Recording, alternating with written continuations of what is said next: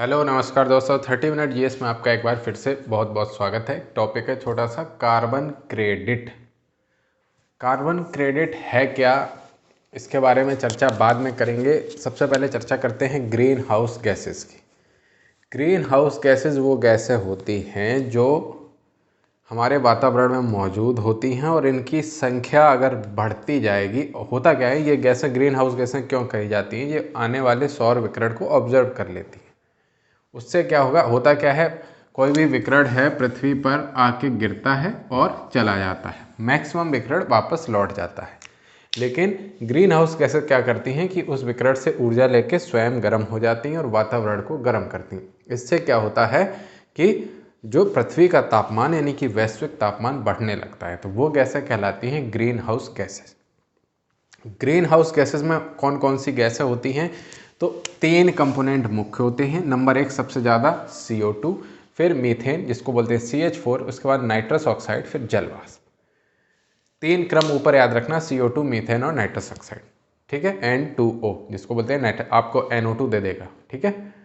तो nitrous oxide यानी कि N2O, CH4 और CO2 ये मेन ग्रीन हाउस गैसें हैं। बाकी गैसें PF6 पर फ्लोरोकार्बन्स, HFCS, PFCS यानी कि पर फ्लोरोकार्बन्स, HFCS हाइड्रोफ्लोरोकार्बन्स, ओजोन। ओजोन क्या करता है, विकिरण को आने से रोकता तो है, लेकिन ओजोन स्वयं में ग्रीन हाउस गैस है, ठीक है।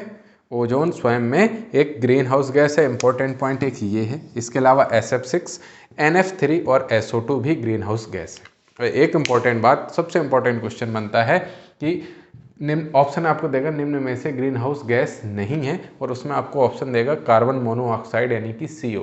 तो आंसर है हाँ जी, CO carbon monoxide green house gas नहीं है, क्योंकि ये प्राइमरी लेवल पर विकिरण को ऑब्जर्व करके टेम्परेचर बढ़ाने में सहायता नहीं करता, इसलिए कार्बन मोनोऑक्साइड जो है वो ग्रीन हाउस गैस नहीं है। इंपॉर्टेंट है, यही ऑप्शन में पूछ लेते हैं। या पूछ लेंगे निम्न में से ग्रीन हाउस गैस है, और हम उसमें कई अन्य ऑप्शन दे देंगे और एक दे देंगे ओजोन। आपको लगेगा ओजोन तो हो ही नहीं सकती, ओजोन तो अच्छी चीज़ होती है, तो ओजोन भी एक ग्रीन हाउस गैस है। अब बात करते हैं कार्बन क्रेडिट की।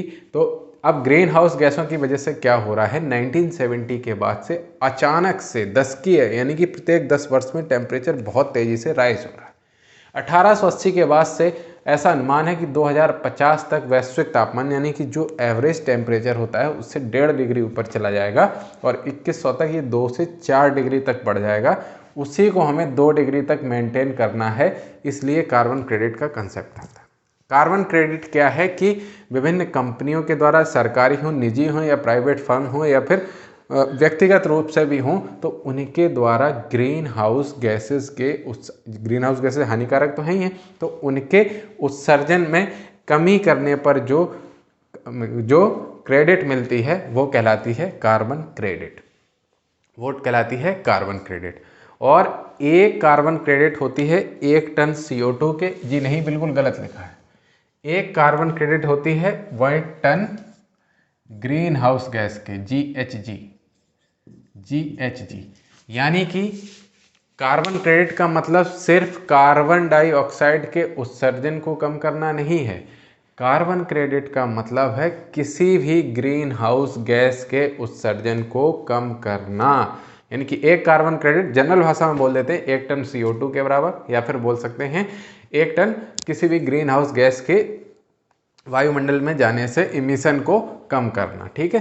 तो कार्बन क्रेडिट का मतलब हो गया कि जो खतरनाक ग्रीन हाउस गैसेस हैं उनके इमिशन को अगर हम कम कर देंगे तो उसके एवज में जो हमें क्रेडिट प्राप्त होती है, क्रेडिट, तो वो कहलाती है कार्बन क्रेडिट। और एक क्वेश्चन और बनता है, भारत ने कार्बन न्यूट्रल यानी कि इनका उत्सर्जन को, इमिशन को कार्बन न्यूट्रल नहीं, उसको शून्य करने का लक्ष्य कब तक रखा है, तो आंसर है 2070 तक, ठीक है। अब आते हैं कार्बन क्रेडिट की संकल्पना। तो एक चीज़ याद रखना है, कार्बन क्रेडिट का मतलब सिर्फ कार्बन डाइऑक्साइड से नहीं है, कार्बन क्रेडिट का मतलब है किसी भी ग्रीन हाउस गैस से। दूसरी बात, इसका ख्याल आता है 1997 सन, याद रखना, क्योटो प्रोटोकॉल में आता है, किसके, UNFCCC यानी कि United Nations framework United nation framework convention on climate change यानी UNFCCC के क्योटो प्रोटोकॉल 1997 में इसकी अवधारणा होती है और इसमें ग्रीन हाउस गैसेस के उत्सर्जन को कम करना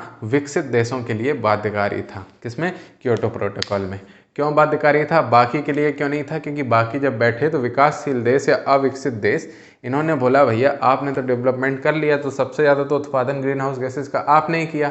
अब आपने उत्पादन कर लिया, जब मेरी बारी आई डेवलपमेंट की, तब आप कह दोगे कि इनका उत्पादन ना करो, तो हम कहाँ जाएंगे? हम तो पिछड़े रह जाएंगे। तो क्योटो प्रोटोकॉल में ये कहा गया कि विकसित देशों के लिए ये बाध्यकारी है कि वो ग्रीन हाउस गैसेस का उत्सर्जन कम करे और धीरे धीरे शून्य पर लेके आए। ठीक है। इसके बाद 2015 में आता है पेरिस एग्रीमेंट। तो उसके अनुच्छेद में लिखा है कि जो ग्रीन हाउस गैसेस के इमिशन को कम करने का टारगेट है उसका कोऑपरेशन यानी कि एक दूसरे के सहयोग से कम करना। लेकिन इसमें पेरिस एग्रीमेंट 2015 के में न्यू पॉलिसीज आ गई और ये जो विकसित देशों के लिए बाध्यता थी ये खत्म हो गई और कुछ विकसित देश बाहर हो गए। ठीक है। अब हम आपको ये बताएंगे विकासशील देशों को नुकसान क्या हुआ और कैसे क्या हुआ, आगे बताएंगे। पहले ये देख लीजिए कार्बन क्रेडिट प्रक्रिया के 5 भागों के बारे में देख लीजिए। तो सबसे पहला है वृक्ष लगाना, उसे संजोना, हरित वृक्षों के द्वारा संजोए कार्बन की मात्रा का आकलन करना, उसकी कीमत लगाना, फिर किसी मान्यता देने वाली एजेंसी द्वारा मान्यता प्राप्त कर उसे बाजार में बेच देना। ठीक है। और 2 तरह के होते हैं कार्बन क्रेडिट, VER यानी वॉलेंट्री इमिशन रिडक्शन, जिसको बोलते हैं स्वैच्छिक इमिशन रिडक्शन करना, जैसे कोई वृक्षारोपण कर दिया और बायोफ्यूल या ग्रीन एनर्जी में इन्वेस्ट कर दिया, तो उस तरह से स्वैच्छिक वॉलेंट्री है, मतलब कोई दिक्कत नहीं है। अनिवार्य यानी कि CER यानी कि सर्टिफाइड एमिशन रिएक्शन, देख रहा है ना, CER सर्टिफाइड एमिशन रिएक्शन, ये अनिवार्य है और इसी को बोलते हैं, ये भी क्वेश्चन पूछा गया है कि कैप एंड ट्रेड मार्केट किसको बोलते हैं, तो CER को बोलते हैं, CC से याद रखना, सर्टिफाइड एमिशन रिएक्शन। इसमें किसी प्रोजेक्ट में इमिशन में कमी लाई जाती है और उसमें कैप दे दी। मान लीजिए आपको कोई प्रोजेक्ट दिया और उसमें कहा कि आपको कैप है, कैप मतलब मैक्सिमम कितना जा सकता है, आपको बोल दिया कि आपके इस प्रोजेक्ट में कैप है 300 टन से ज़्यादा आप कार्बन उत्सर्जन नहीं कर सकते, तो 300 क्या हो गई? कैप हो गई। CER काम कैसे करेगा? पहले आपको दे दिया 1 वर्ष के लिए कि आपका कैप है 300, अगले वर्ष कह दिया अब आपका कैप है 200, अगले वर्ष कह दिया आपका कैप है 100, अगले वर्ष कह दिया आपका कैप है 50, अगले वर्ष कह दिया आपका कैप है 0, यानी कि क्या हो गया? कार्बन न्यूट्रल हो गया 4 से 5 वर्षों में। ये कैप बनाया जाता है, सर्टिफाइड एमिशन रिडक्शन, CER, इसको बोलते हैं कैप एंड ट्रेड मार्केट। जब आप, और ये मिलता कैसे है इसकी भी चर्चा कर लेते हैं। ग्रीन हाउस कैसे आपने देख ली, इसके बाद बताते हैं कि मिलता कैसे।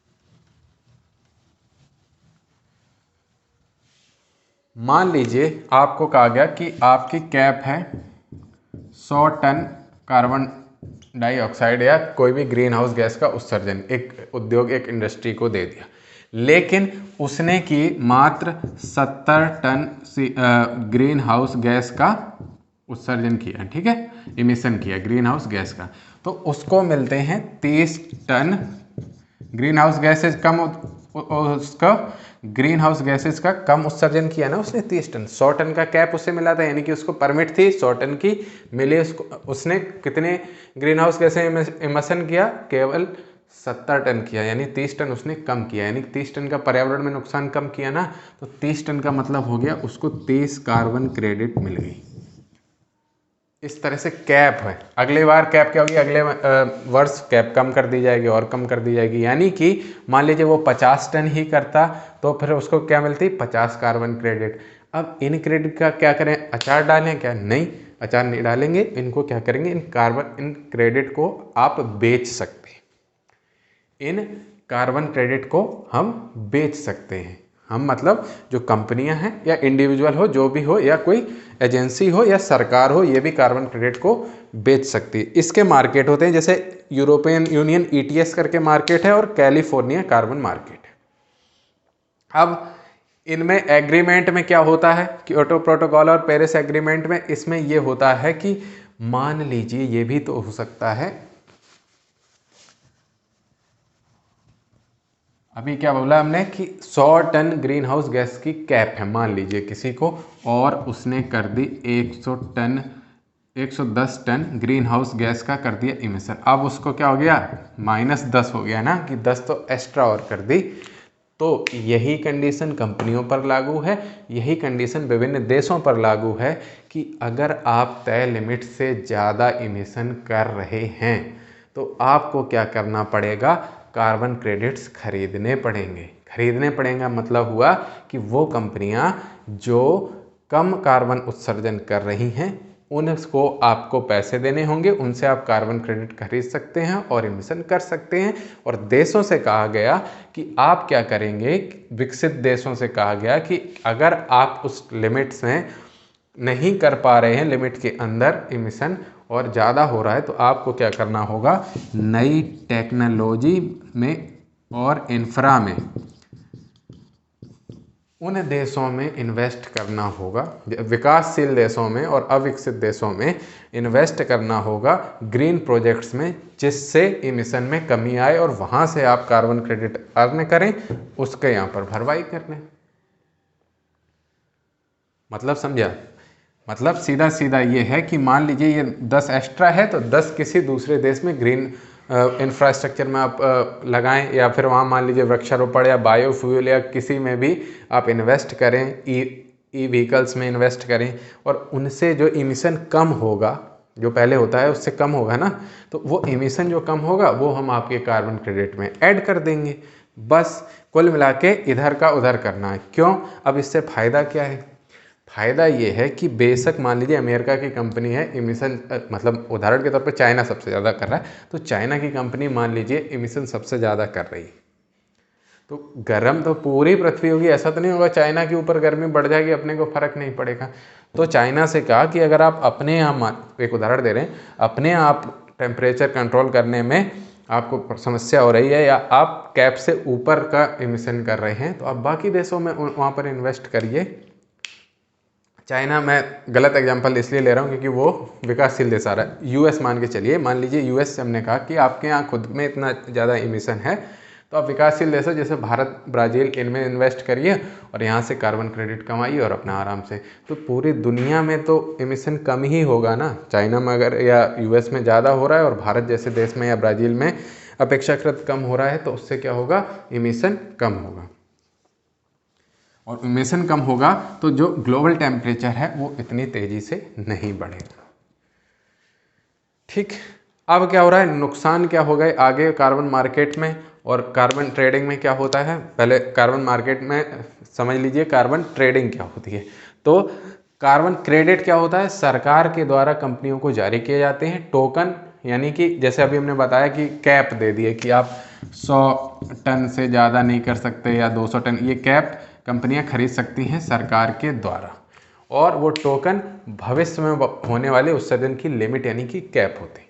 और कार्बन ऑफसेट किन्हें कहते हैं, ये ऑफसेट कंपनियों के द्वारा ही जारी किए जाते हैं और कंपनियां ही ऑपरेट करती हैं। और ये कमाते कैसे हैं कंपनियां कार्बन क्रेडिट, वृक्षारोपण, ग्रीन एनर्जी आदि में इन्वेस्ट करके। और कार्बन क्रेडिट कंपनीज किसको बेच सकती हैं, कॉमर्शियल को भी बेच सकती हैं और इंडिविजुअल्स को भी बेच सकती हैं। और उदाहरण के तौर पर एक आदित्य बिरला ग्रुप की कंपनी है ग्रासिम इंडस्ट्रीज, ये विश्व की पहली सीमेंट कंपनी है जिसने यूरोपीय बाजारों में कार्बन क्रेडिट बेच के पैसा कमाया। तो कार्बन क्रेडिट बेच के पैसा कमाया जा सकता है, ये बहुत बड़ा मार्केट है। अब समस्या ये आ गई है, इसकी समस्या भी पूछ लेते हैं कई बार। तो समस्या ये आ गई, जैसे मान लीजिए कि भारत ने तय लिमिट से इमिशन कर दिया कम, तो भारत ने मान लीजिए बहुत सारी कार्बन क्रेडिट कमाई।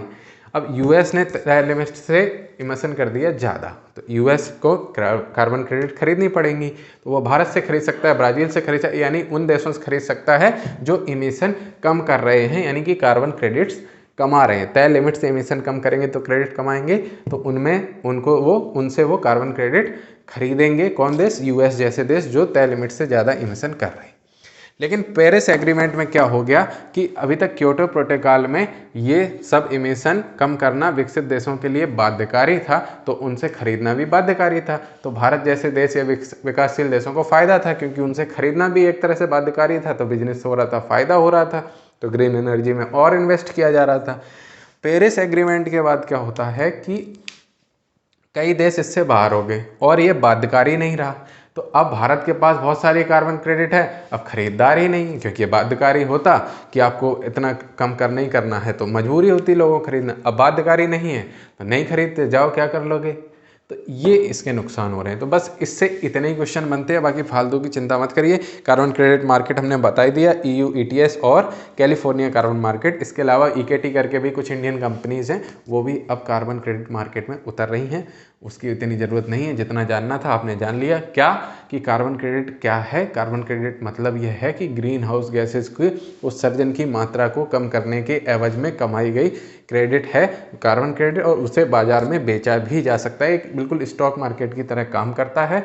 और इसका मतलब ये नहीं कि ये कार्बन डाइऑक्साइड की मात्रा हो, ये किसी भी ग्रीन हाउस गैस की मात्रा हो सकती है, उसके एवज में ये कमाया जाता है। और ये सरकार द्वारा और कई कंपनियों द्वारा भी कमाया जा सकता है। जैसे मान लीजिए आपकी कोई कंपनी हो और वो ग्रीन फील्ड में ही काम करती हो, ग्रीन एनर्जी में काम करती हो, तो वो भी कार्बन क्रेडिट बनाएगी। वो वृक्षारोपण में काम करती हो, वो बायोफ्यूल्स में काम करती हो, तो वो भी कार्बन क्रेडिट बनाएगी, और उन कार्बन क्रेडिट को वो मार्केट में बेचा भी जा सकता है। लेकिन हुआ क्या है, मैंने फिर से बताया था कि 1997 के क्योटो प्रोटोकॉल में ये विकसित देशों के लिए बाध्यकारी था कि आपको तय लिमिट से कम इमिशन करना है। पेरिस एग्रीमेंट में क्या हो गया कि ये बाध्यकारी नहीं रहा और कई विकसित देश इससे बाहर हो गए, तो अब उनकी मजबूरी नहीं रही कार्बन क्रेडिट खरीदना। तो भारत, ब्राज़ील जैसे देश जिनके पास पर्याप्त मात्रा में कार्बन क्रेडिट थी, वो बिना बेचे रह गए। इसके अलावा एक और समस्या है, एक ही कार्बन क्रेडिट को कई बार बेच दिया जाता है, तो उससे काउंटिंग में समस्या हो जाती है। जैसे मान लीजिए 100 कार्बन क्रेडिट है, हमने एक कंपनी को बेच दिए 100, उसने दूसरे को बेच दिया, तो आपको देखने में क्या लग रहा है कि ये कुल कितनी कार्बन क्रेडिट थी 100, एक जगह बेची, 2 जगह बेची, और काउंटिंग हो जाती थी कि 200 कार्बन क्रेडिट हो गई, जबकि एक्चुअल में कितनी कार्बन क्रेडिट ही बिकी थी 100 ही। एक ये काउंटिंग में भी समस्या थी। तो यही मुख्य समस्या भी पूछी जा सकती है एग्जाम में, और ये उदाहरण पूछे जा सकते हैं। वैश्विक तापमान पूछ सकते हैं कि शताब्दी में लक्ष्य कितना है कि 2% से ज़्यादा, 2 डिग्री से ज़्यादा ना जाए बस। और भारत ने स्वयं को कार्बन न्यूट्रल होने का लक्ष्य 2070 तक रखा है। बहुत बहुत धन्यवाद। चैनल को सब्सक्राइब नहीं किया तो कर लीजिए, बाकी टॉपिक आप बता दीजिए, वो मैं कवर करा दूंगा।